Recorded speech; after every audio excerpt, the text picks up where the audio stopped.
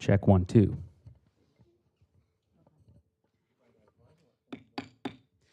Good evening and welcome to the regular City Council meeting. Today is Tuesday, May 20th, 2025, and it's 7 p.m. Regular meetings are generally held on the first and third Tuesday of each month here at City Hall and Council Chambers. City Clerk Assistant, please call the roll. Yes, Mayor. Councilmember Winstead? Present. Councilmember Otto? Here. Mayor Pro Tem Johns? Present. Mayor Genoway? Here. Thank you. Please let the record reflect that Councilmember Jennings is absent this evening. We have a quorum. Thank you very much. Now I would like to invite James Wanger of Grace Church to provide this evening's invocation, followed by some new Eagle Scouts from Boy Scout Troop 772 to lead us in the Pledge of Allegiance. All rise.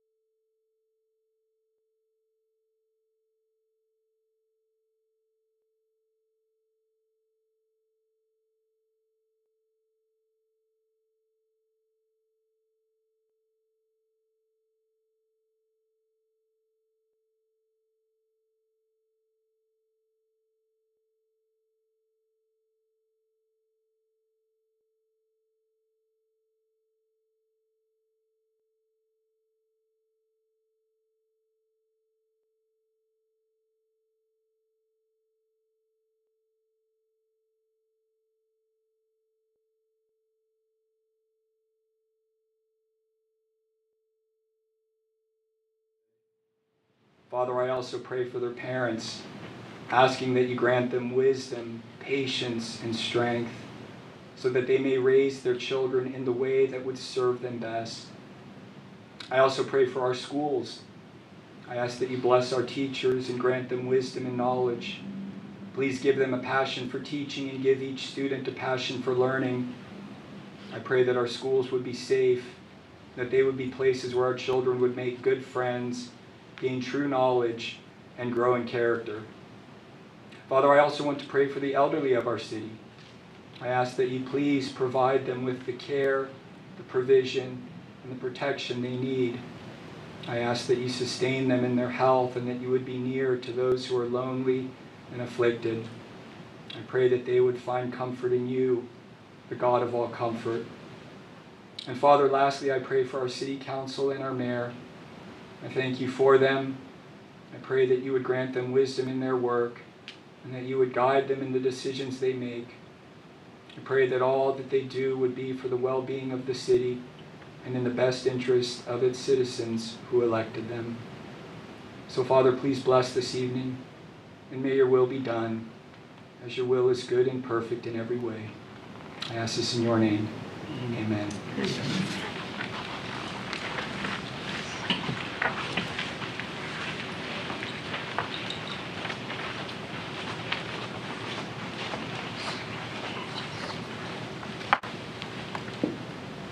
Audience, please remain standing.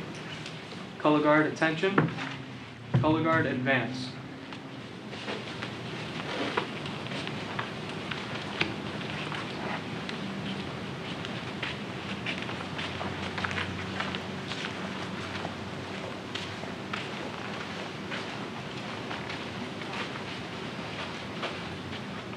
Please place your right hand over your heart. Veterans and those in uniform, please salute. Join me in the Pledge of Allegiance. I pledge allegiance to the flag of the United States of America and to the republic for which it stands, one nation, under God, indivisible, with liberty and justice for all. 2. Audience, you may be seated. Great. Thanks so much, guys. We're going to be down there for just a second to take some photos with you.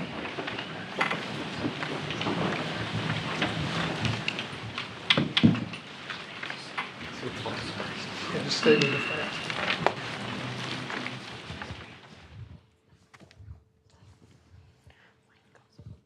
All right, let's give these young men a round of applause.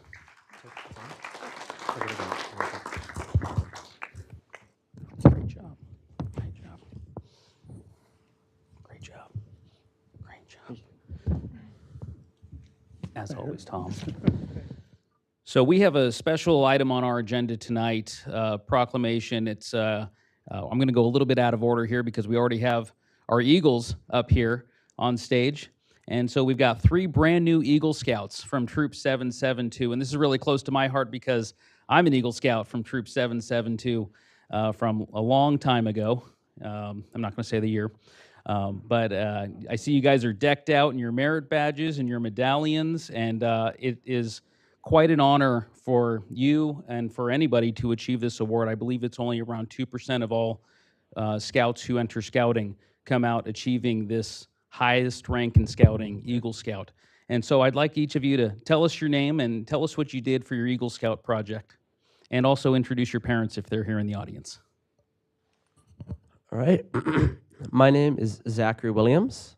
My parents over there, Cars Williams, Randy Williams in the back. You can give them a wave.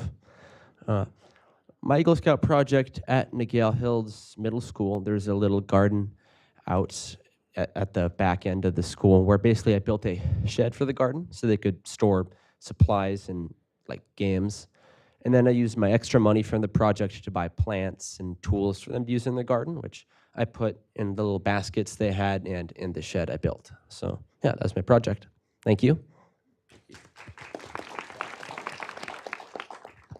Hello, my name is Cole Cook. I did my project up at the Laguna Niguel Botanical Gardens, right over there, actually.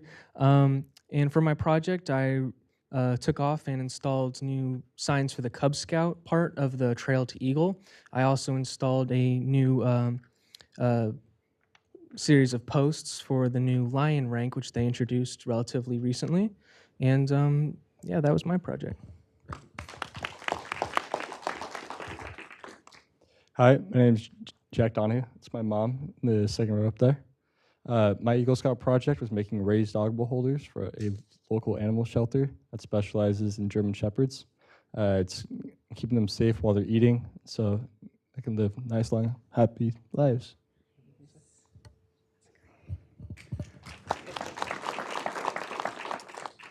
And hello, I'm the current Scoutmaster at Troop 772, as well as the organizer of the 3rd Tuesday of the month.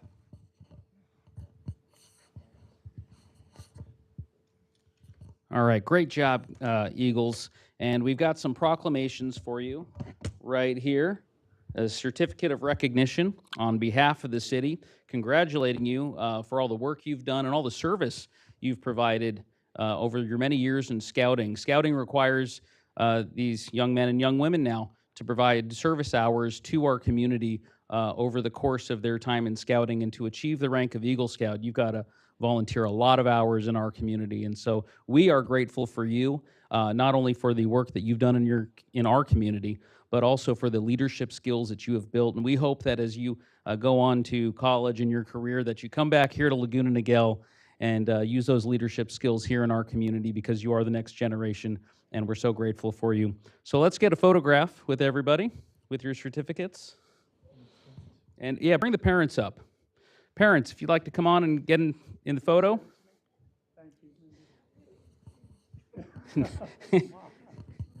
Here, we'll take one with the parents and one without the parents. How's that? Okay. Sorry, we didn't tell you you're going to be in a photo tonight.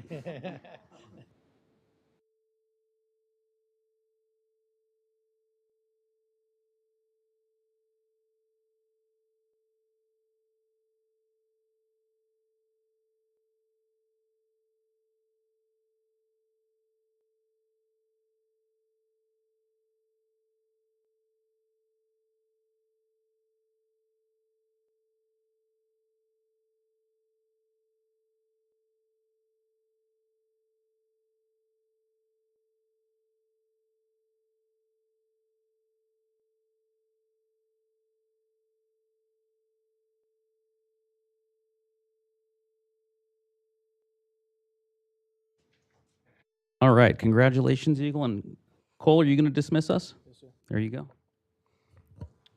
go. Color guard attention.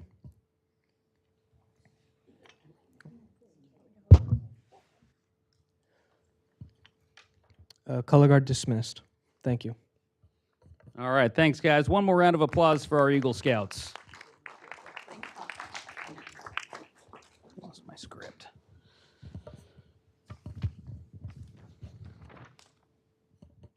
All right, for our next proclamation, this evening we are doing a proclamation declaring National Poppy Day. So to accept this proclamation, I'd like to invite all of the American Legion Auxiliary to come down and accept this proclamation.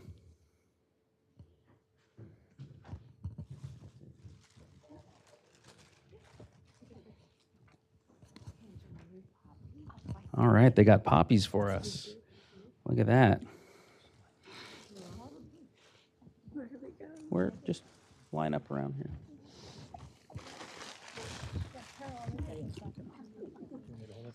Yeah.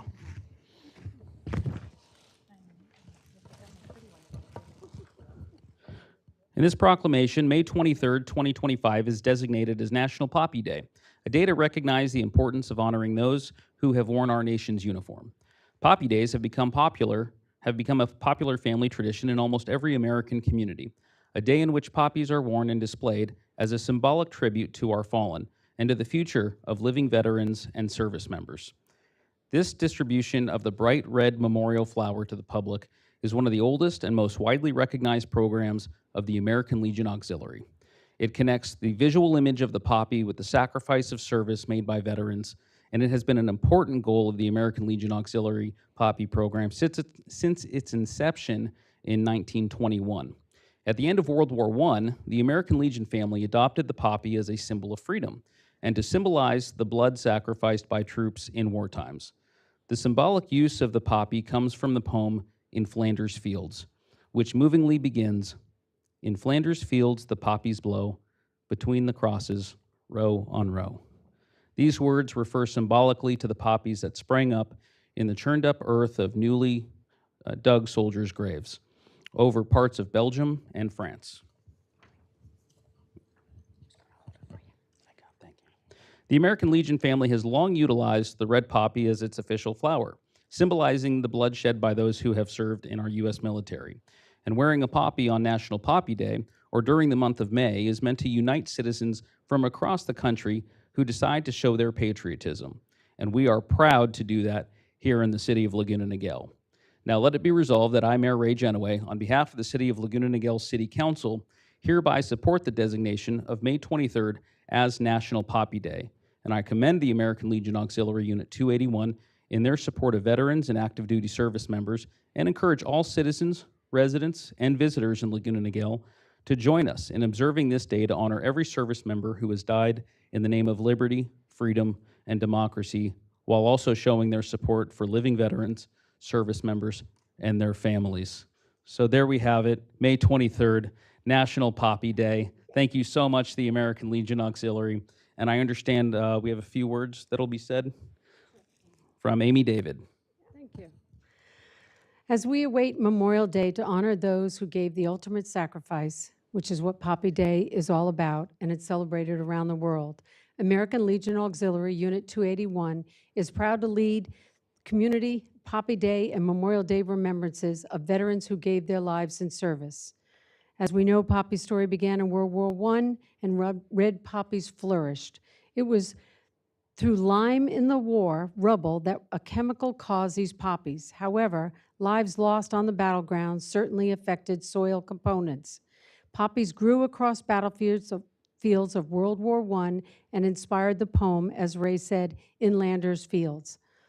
This created a visual irony of a beautiful poppy symbolizing lost souls, and a red poppy was named American Legion official flower in 1920. Unit 281 works the month of May to solicit donations that 100% of our proceeds directly benefit veterans and family services in Orange County.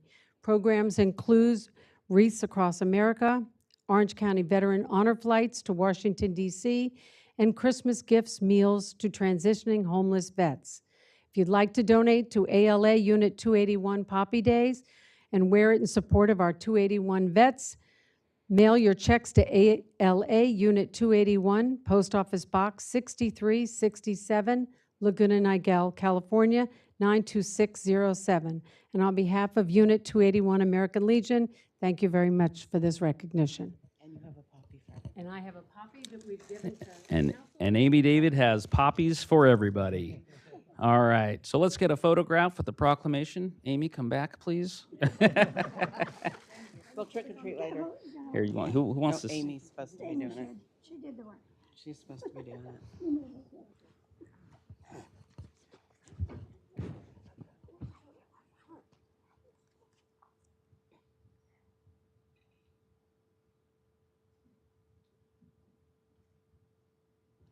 Thank you. All right, well, thank you very much. And that concludes our proclamations for this evening.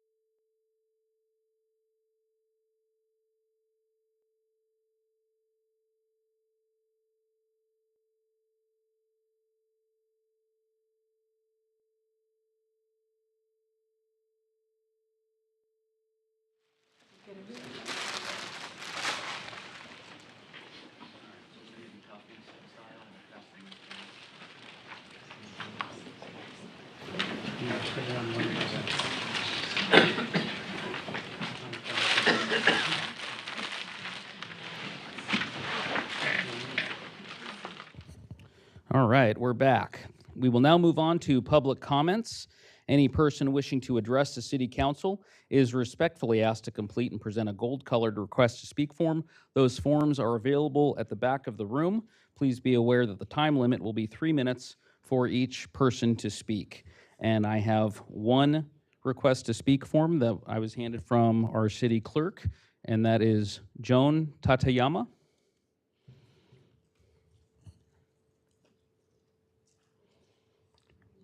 And pause for 1 second. We'll get you a microphone. We're having a little technical difficulties with the audio tonight.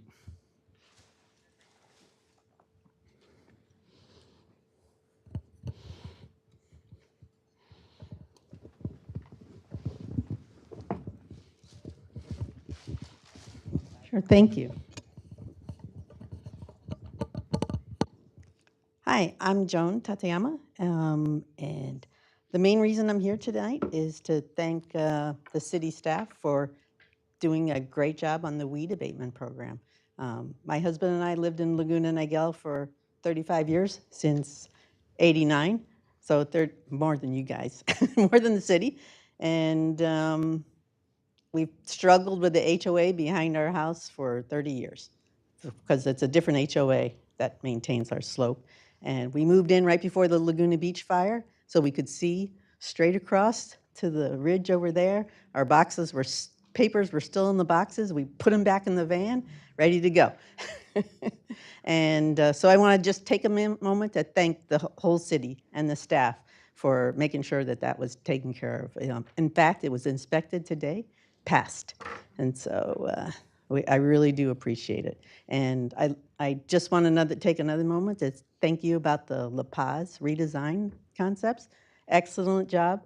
I put my little sticker on one of the designs, and I'm going to send the link out to a bunch of my friends and make sure that they all vote on one of the designs. I personally asked for which one was most like Amsterdam, and because we were there in the fall, and a lot of bikes. So that's the number one thing, was I was looking for bikes. And then I have one last request for the city. I know the summer's fair is coming up, and I am the treasurer of the Aliso Niguel Democratic Club. And our booth last year, we had quite a few rude gentlemen going by and coming into our booth. And we just I personally would like to request that our booth be a little closer to security or another city manned booth that would just give us a little more surveillance of who's. I marched in one of the very first parades in Laguna Niguel with the Brownie Troop, and I've never been booed until this past Christmas and last summer. And it's just really strange in Laguna Niguel. Maybe these people are not from our city, because my neighbors aren't like that. I mean, my neighbors don't boo me, and I don't boo them. We get along just fine, and we've got along fine for 30 years. So, but it is, there's a lot of people there, and there's a lot of drinking, and and guys do get a little, and especially some young men, and they do come right into the booth. So I appreciate it if maybe, we were just like maybe next to the parks guys or the sheriff's guys or any one of those things. It would be just nice to be a little closer. Thank you very much, John. And I That's 3 really minutes. do appreciate that, and I just want to say thank you again for all your hard work to keep Laguna Niguel safe. Well, thank you very much for your comments, and thank you for coming to City Hall tonight. We'll take all your comments into consideration, and I believe that we will be having some meetings coming up for some of the community booths at the Sea Country Festival, so you can certainly make those known to our Parks and Recreation Department. Thanks so much. City Clerk Assistant, do we have any more requests to speak? No, Mayor. Seeing none, public comment is now closed. We are moving on to the consent calendar. Are there any items to be pulled from the consent calendar? Seeing no items to be pulled, we have a motion by Councilmember Otto. Is there a second to move the consent calendar? Seconded by Councilmember Winstead. All in favor say aye. Aye. Any opposed? Any abstentions? The motion carries 4-0. That is our consent calendar for this evening. We will now move on to our discussion item. We have one discussion item. It's the introduction of Ordinance 2025-235, amending the Laguna Niguel Municipal Code, designating fire hazard severity zones as required by Government Code Section 51178, and determining the action not subject to the California Environmental Quality Act. Community Development Director Orduña, take it away.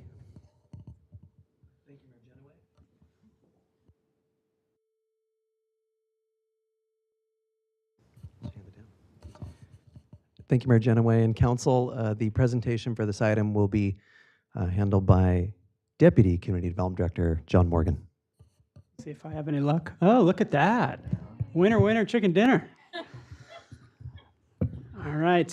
Before beginning our presentation, I'd like to mention that we have several staff with OCFA, including Fire Division Chief Mike Summers, joining us this evening for this item. OCFA personnel have been a great resource in supporting city staff and navigating the state's recent fire map update, and that includes the corresponding government codes and state legislation. So this item for your consideration is the introduction of an ordinance amending the city's municipal code to update designated fire hazard severity zones as required by state law.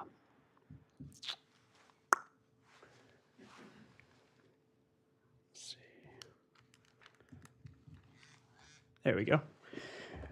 All right. To provide some context, state law requires CAL FIRE to make fire hazard severity zone map recommendations to local agencies for their adoption by ordinance. These maps designate areas where state fire safety regulations apply. On March 24th of this year, CAL FIRE released updated fire hazard severity maps for Southern California, including Laguna Niguel. Cities and counties have 120 days to adopt these maps. The subject ordinance updates the city's map as required by state law. This next slide provides a brief timeline of how we got here. In 1992, following the devastating Oakland Hills fire, Assembly Bill 337 was enacted, requiring CAL FIRE to identify and recommend very high fire hazard severity zones to cities and counties statewide. In 1995, CAL FIRE published statewide fire hazard severity maps, including map recommendations with very high designations for Laguna Niguel, and this generally consisted of the city's eastern and western boundary areas. At the time, the city opted not to adopt the map recommendation, finding that the city's existing construction code and vegetation management requirements already met or exceeded the fire prevention standards of Assembly Bill 337. In 2011, CAL FIRE updated the fire map statewide, including revising the very high designations for Laguna Niguel. Generally, this consisted of expanding the boundary on the western part of the city and then removing it or omitting it on the eastern side. Notably, the state removed any exemption option and the city subsequently adopted the very high zone designations by the state by ordinance. In 2025, the maps were updated once again. In addition to the very high, there are now also high and moderate designations. While local adoption was previously only required for the very high zone, under Senate Bill 63, cities and counties must now adopt all three designations. Next up, we wanted to cover what a fire hazard severity zone is and address how the zones are determined. As summarized on this slide, a fire hazard severity zone is a geographic area designated as very high, high, or moderate based on wildfire hazard potential of a given physical environment. According to CAL FIRE, these classifications are based on fire behavior modeling over a 50-year period and key factors such as fire history, vegetation, topography and terrain, blowing embers, and then regional weather conditions. This slide shows a comparison between the city's existing adopted 2011 map, which only includes the very high zone, and the updated 2025 map that now includes the very high, high, and moderate zones.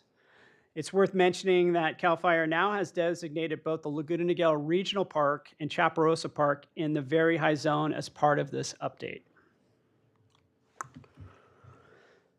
So this slide outlines what this designation means in practical terms for property owners. Within the very high zone, properties are subject to management of combustible vegetation within 100 feet of habitable structures. For new buildings, they are required to comply with enhanced construction standards. This could include ignition-resistant materials for roofs, vents, exterior walls, and windows. And then for the sale of property, there are additional real estate disclosure requirements during escrow. And then lastly, there are additional considerations for CEQA and subdivision review for new development projects. And then for properties within the high designation, they have the same requirements as the very high zone for new construction and real estate disclosure. For properties in the moderate zone, currently there are no state mandates for properties.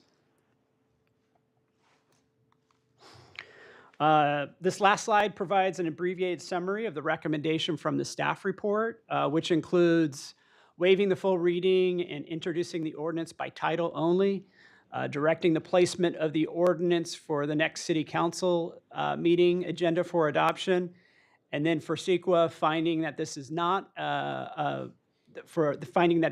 considered a project.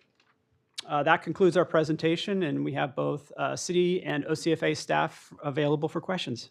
Thank you very much. Thank you, Mr. Morgan. Are there any questions from council members? Thank you. I just have one question, and it's regarding clarification of the construction standards. I understand for the very high zone, that pertains to new buildings, but for existing structures, is that going to make anything more difficult if they need to get permits, or are they going to be held to the higher standard? So in our building code, there is a $50,000 threshold. So let's say you're doing a room addition. There are requirements that you have a tighter mesh for your vent openings. This is to prevent ember intrusion into, let's say, into like your attic space. But that's a very nominal expense. But that would be the only trigger for someone that was doing, let's say, a room addition.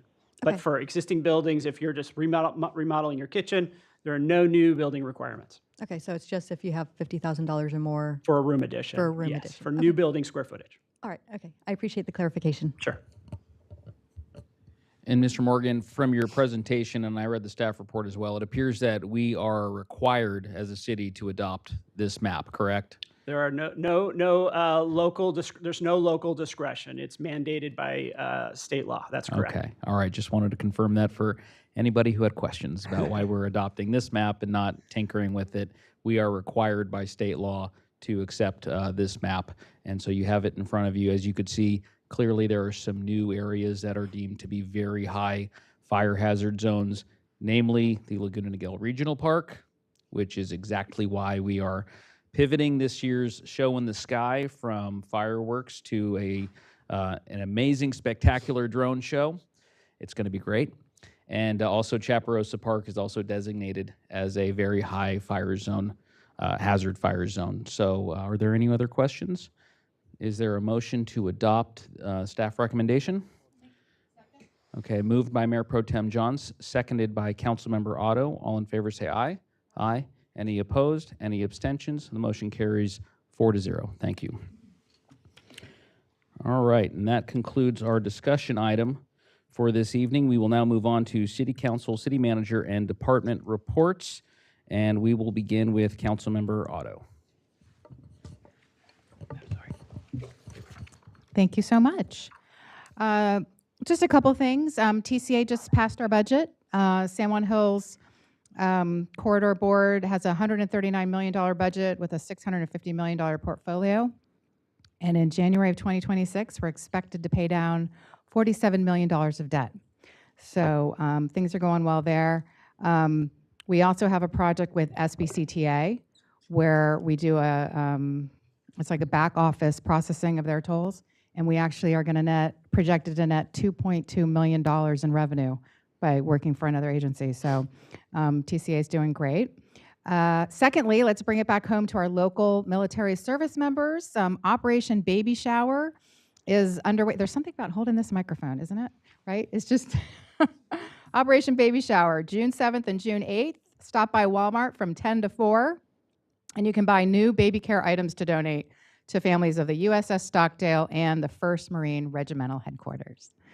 And finally, tonight I awarded 3 Dana Hills High School students with college scholarships through the Hidden Hills First Generation Scholarship. I founded the scholarship to recognize student leaders who were the first in their families to go to college.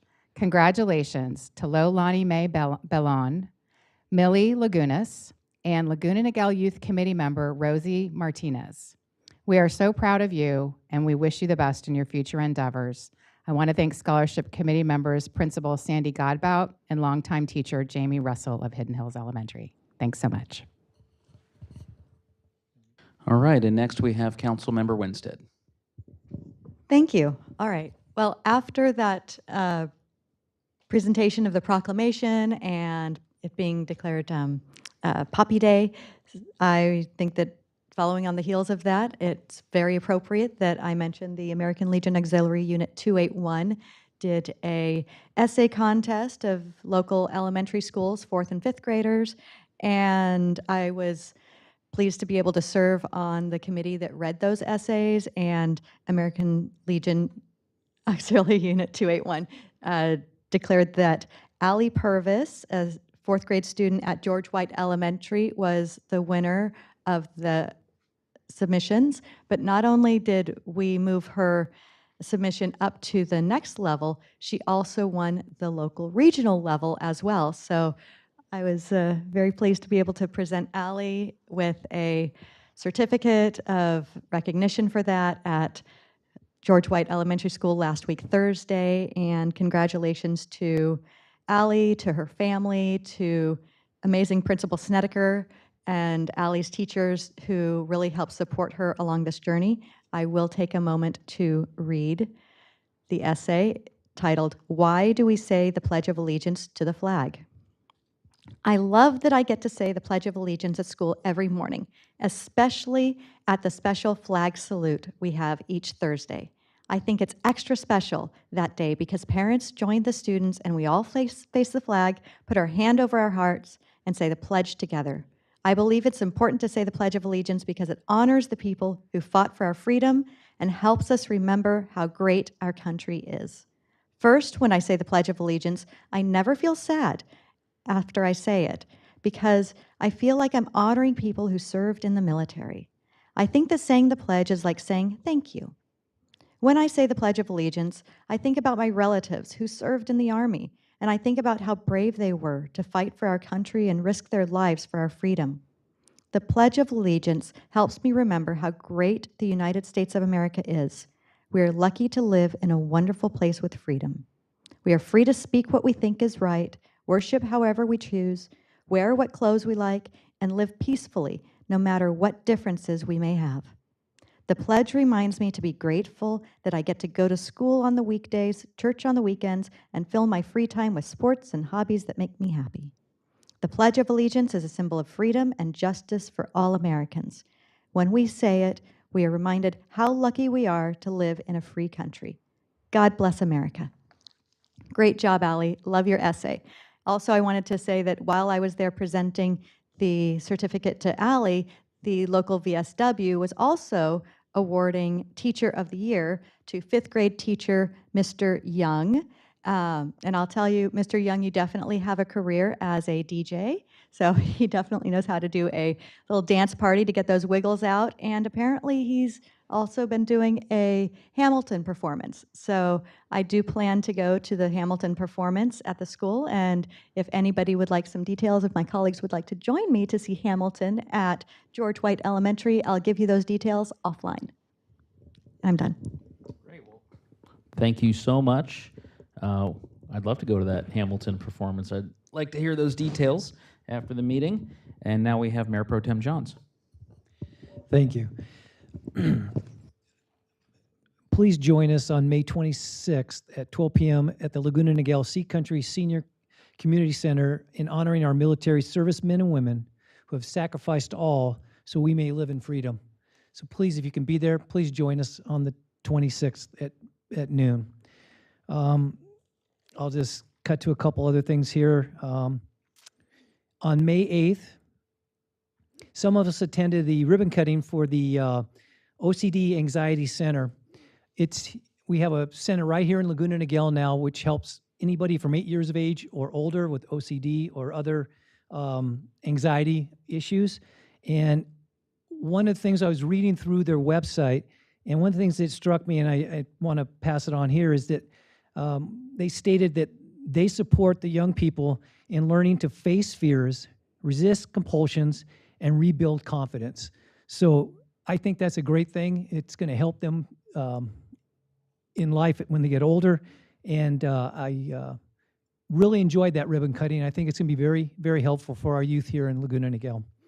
Also on May 17th, most of us here, I think, well, all of us here, attended the Little League closing ceremony. I want to thank Paul Blake, the president for the last 2 years, for inviting us. It was a great ceremony.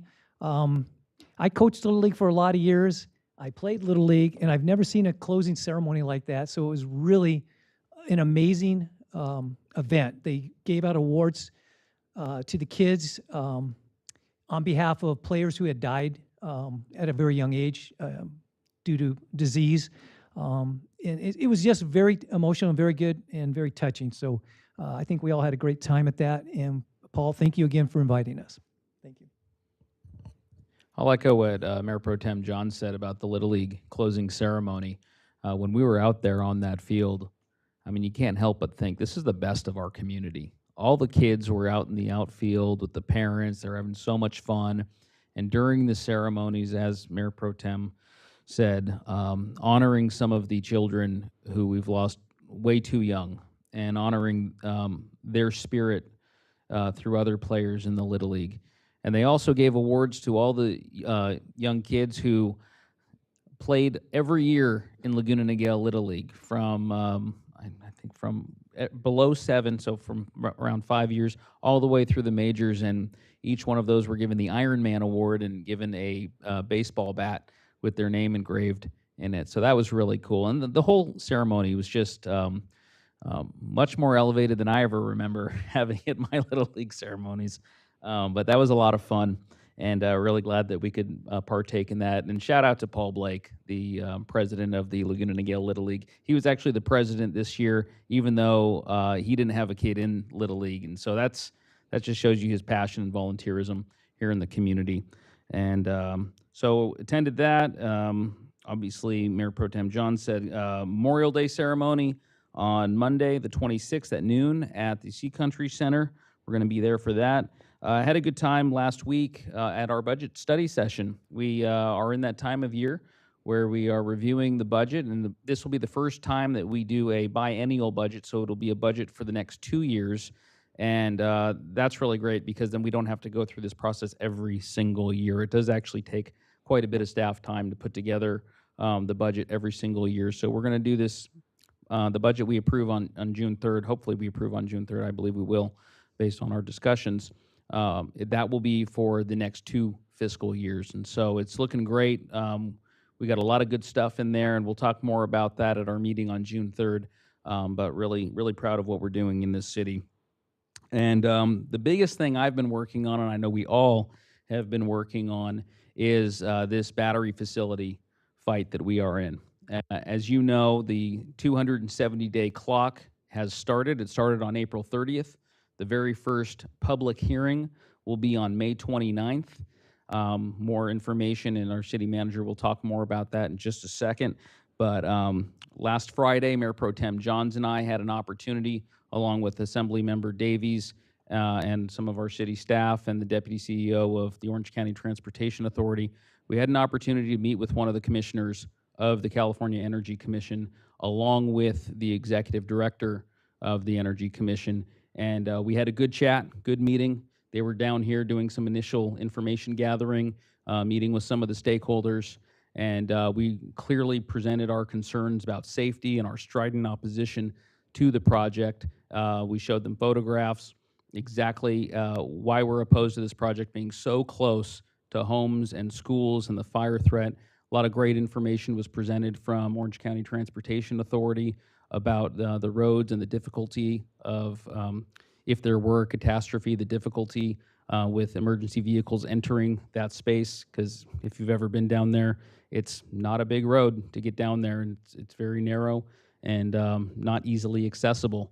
And so we've been hearing from other cities across the county who oppose it. The Capo Unified School District opposes it, and one of the interesting things that Capo Unified brought up was the fact that if there is a fire at that facility and Capo Valley High School needs to be evacuated, the only way for the students to evacuate the high school is to drive toward the fire. That's a problem. That's a major problem. And so we're hearing from all these different entities across the area their opposition to this project, and we really need everybody to show up on May 29th and voice their concerns, because that matters to the Energy Commission. I spoke at the Blessin, the community organization who is really organizing our volunteers and activists in the community. They had a meeting last night at the Crown Valley Community Center, and I spoke to them about the current status of the project, what the city is doing. They also had experts on fire and batteries explaining what's going on here, and we had a really good discussion with the residents. I don't even know how many people that were there. It was a packed room. It was in the Grand Ballroom. It was a packed room, and we expect that when the Energy Commission has these public hearings, it will be a packed room with a lot of public comments from our community. So continue to submit those letters through the California Energy Commission's website. If you go on the Laguna Niguel webpage, cityoflagunaniguel.org, one of the first things you will see is a button to click that has all the information on this battery storage facility, and it'll tell you exactly where to go online to submit your comments. And all of those comments are read by the California Energy Commission. So as I told the group last night, we've got common sense on our side, we've got truth on our side, now we got to get the California Energy Commission on our side. And I believe with all of us together, it can be done, and it will be done. So with that, City Manager Letourneau, please take it away.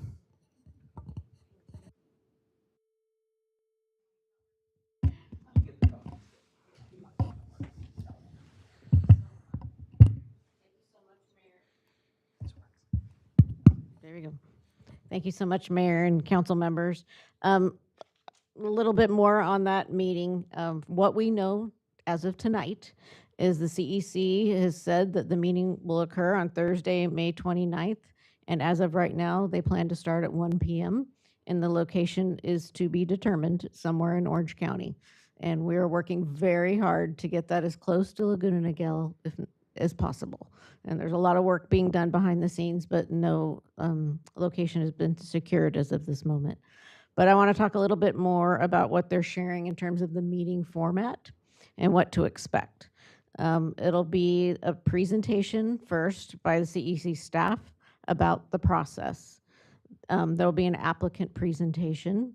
The staff will present the scope of work and a staff assessment about the environmental analysis that they're embarking on preparing.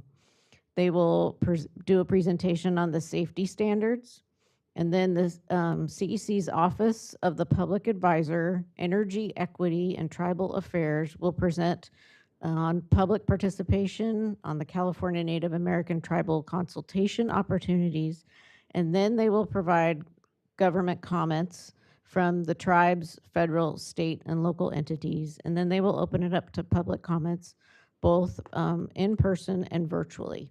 So that's what we know right now. That's their plan. They have said that if there's more public comments than they can get to in that evening, by the time they have to stop, and that will depend on the location they select, that they will have a virtual meeting on Tuesday, June 3rd, to continue to take public testimony.